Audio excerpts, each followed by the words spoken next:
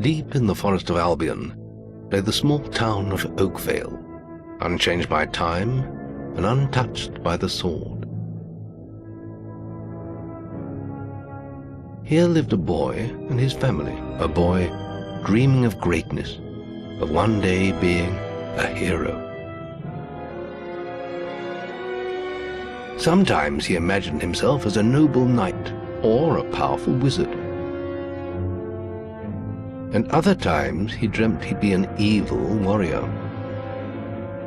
But in all his dreams of greatness, he could not possibly imagine the power of the destiny that lay before him.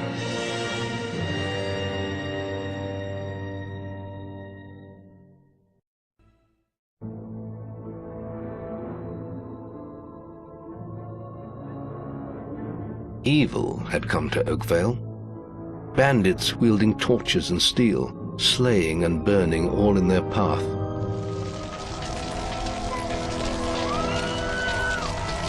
Blood-red flames lit the night as the villagers screamed and begged for mercy, and soon their bodies filled the streets.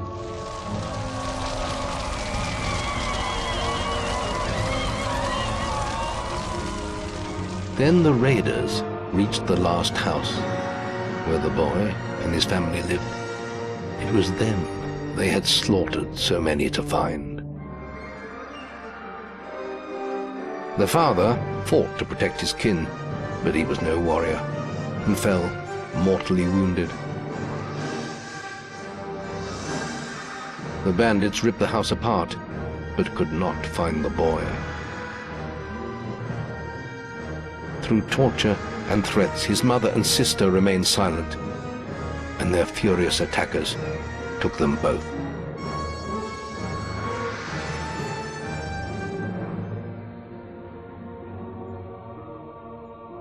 From the nearby woods, the boy watched as all he knew was taken away.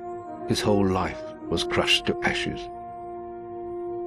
He was alone.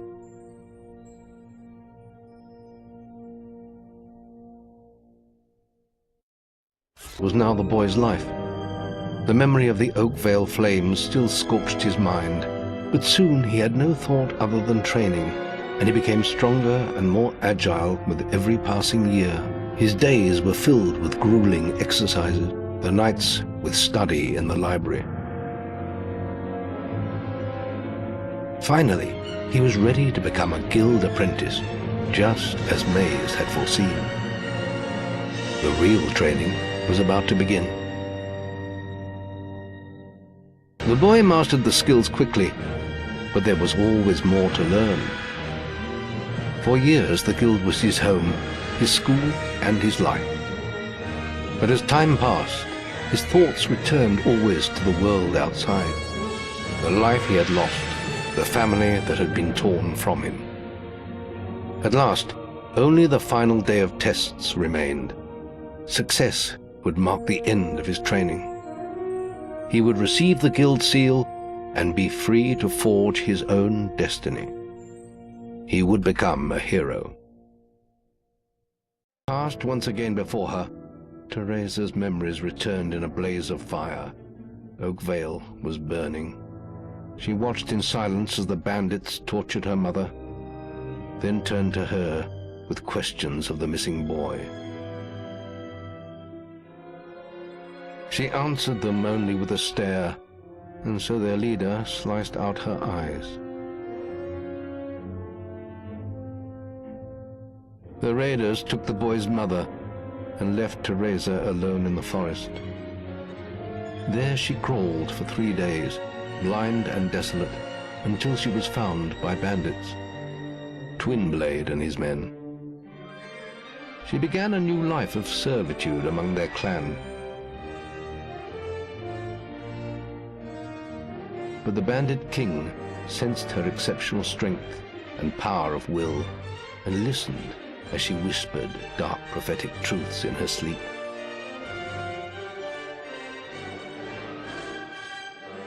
Those who could never accept this small blind girl standing by their master's side did not last long. When they attacked, she killed them without mercy and without emotion.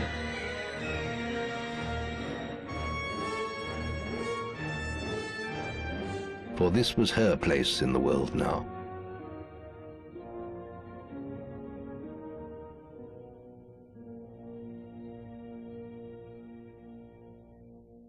It was the true face of his mother, Scarlet Robe, Slayer of Balverines. Once one of the fiercest heroes in all of Albion, yet her most splendid battle was also to be her last.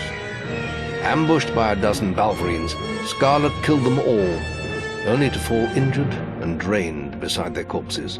There she would have died but for Brom, a kind and simple woodsman, who tended her back to health. In time they married and had 2 children, a girl and then a boy. Scarlet's days of death were forever behind her.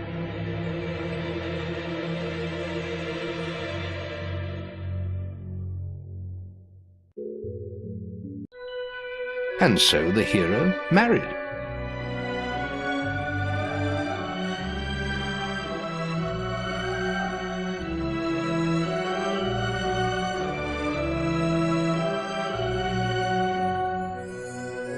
And for one day at least, the troubles of a hard world were put aside.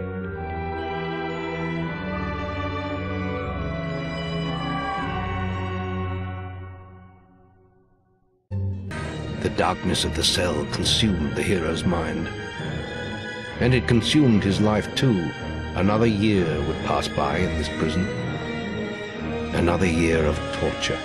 The ancient, noble blood in his veins, the power of the guild, none of it meant a thing inside these walls. And all this time, Jack of Blades was free to roam Albion. The hero would not be beaten, he would be free.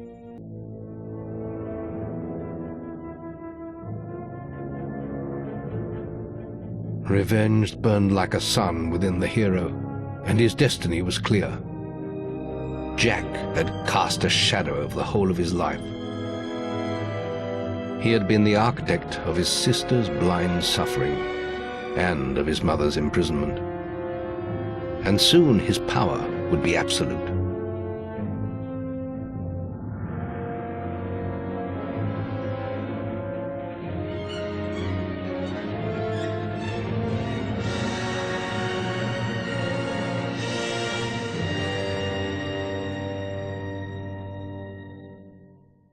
The hero had triumphed over Jack of Blades and forsaken the dark power of the sword.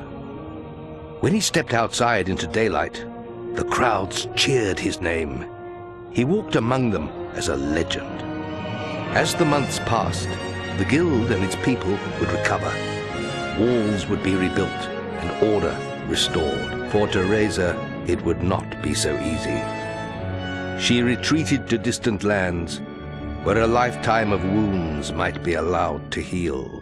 A whole year passed. With Jack gone, Albion returned to something approaching peace. And for once, the greatest of all heroes was able to rest.